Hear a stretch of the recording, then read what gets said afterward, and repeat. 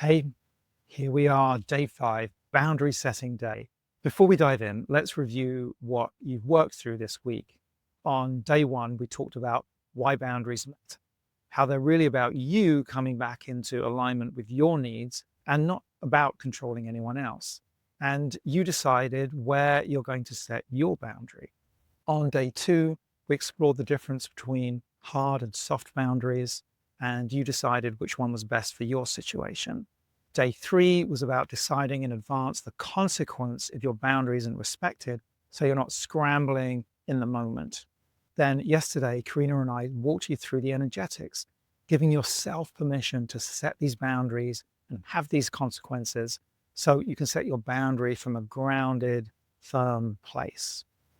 And now, here you are, day 5. You're ready.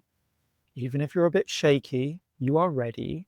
Before you speak a word to anyone else, here are some crucial reminders as you prepare to set your boundary.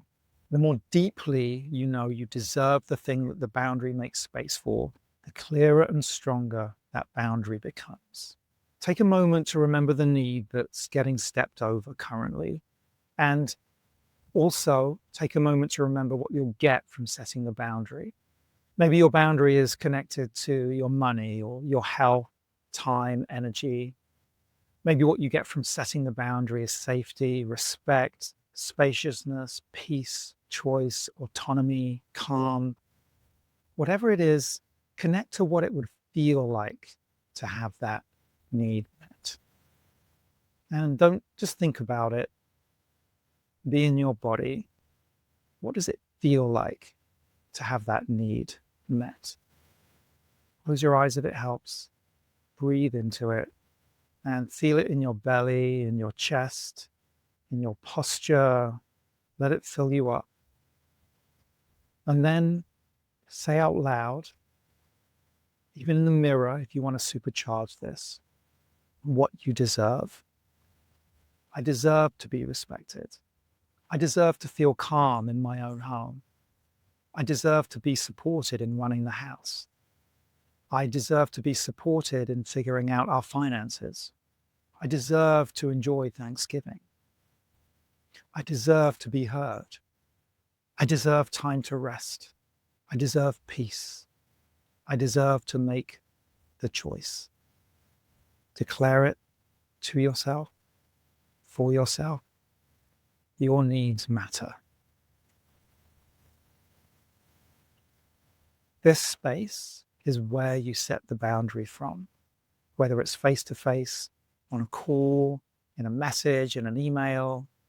This energetic space is where you set the boundary.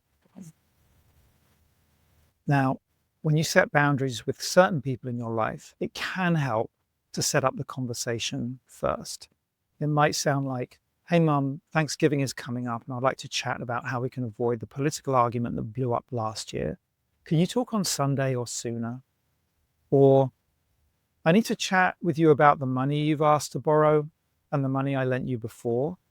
When's the best time to talk before Friday?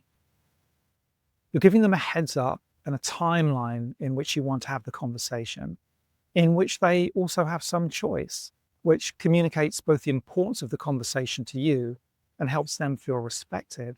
And therefore, the conversation itself is likely to go more smoothly. Now, feel into this step if it's necessary. And if it's not, you can just proceed with the boundary setting conversation. And when you do, just say what needs to be said. You don't need to justify, explain, or convince. Be simple, be direct, be clear. And if they try and negotiate or want an explanation or somehow draw this out, say from that same grounded place, this is what I've decided. It's that simple. And let the other person have their experience.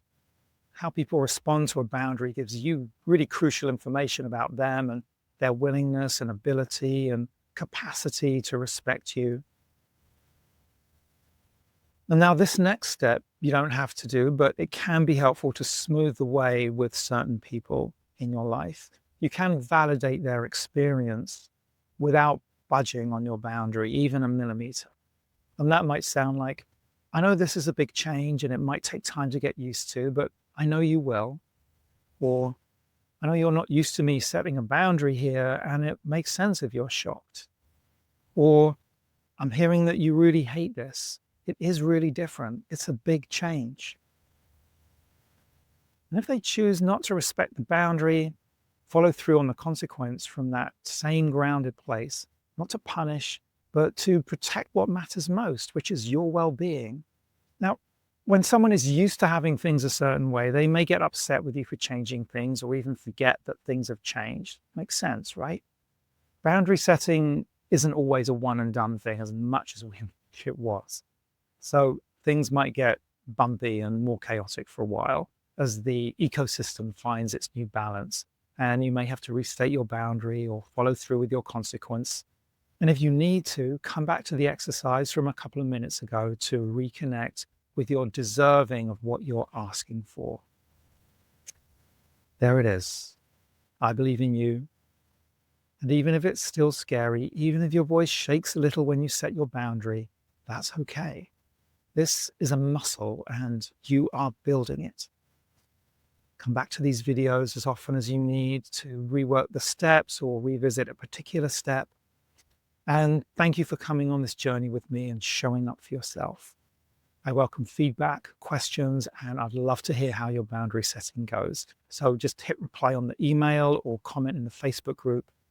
And whatever it is your boundary gets you, you deserve it. I wish you all the best in your boundary setting, and I'll see you soon.